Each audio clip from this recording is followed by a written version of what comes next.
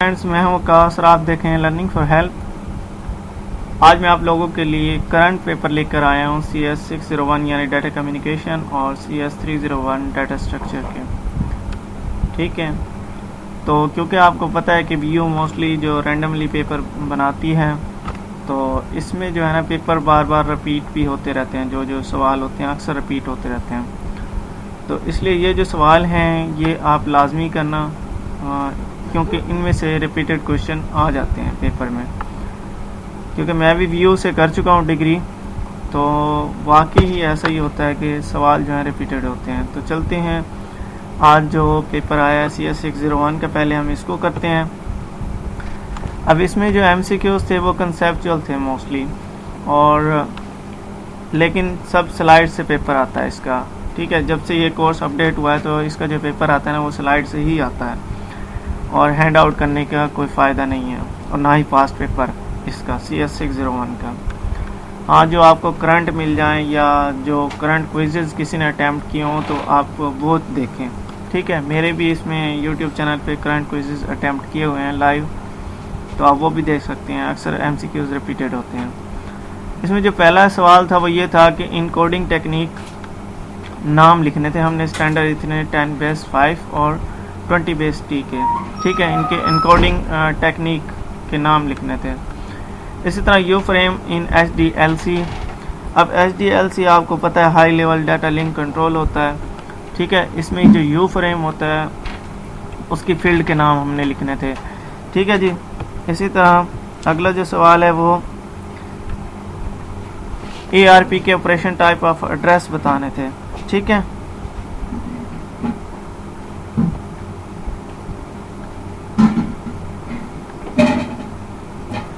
इसके अलावा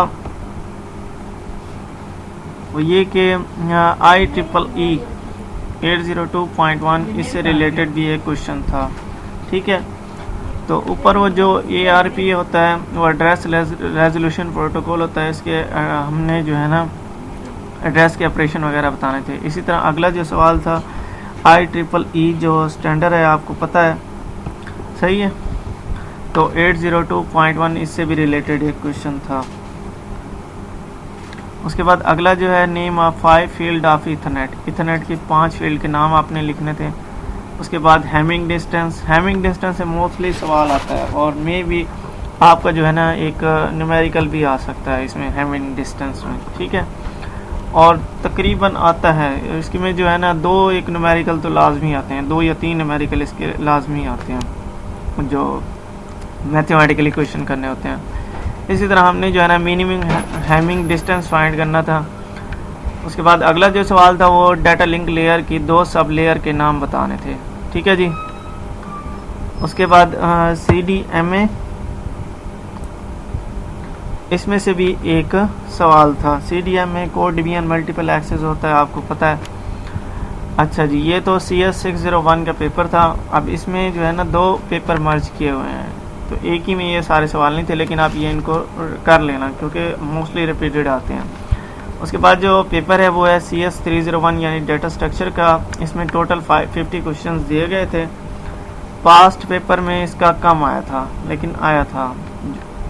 उसके बाद इसमें जो सवाल पूछे गए थे वो ये कि व्हाट इज़ हीप, यानी हीप के बारे में पूछा गया था। मिन हीप और मैक्स हीप क्या होता है, इसमें डिफरेंस बताना था। ठीक है जी। What will the index I of parent and what will the index I of a child.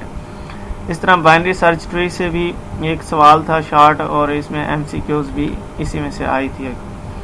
इस तरह लिंक लिस्ट में से एक सवाल था, MCQs थी उसमें से, और स्किप लिस्ट में भी MCQs बनी हुई थी। जबकि जो सवाल था वो था ये कि वेयर हैशिंग इज़ रिक्वायर्ड, कि हमें हैशिंग कहाँ ज़रूरत पड़ती है। ठीक है, तो ये वाला भी इसमें आया हुआ था सवाल। तो जो लोग मेरे चैनल पर न्यू आए उन सबसे गुजारिश है कि मेरे चैनल को सब्सक्राइब कीजिए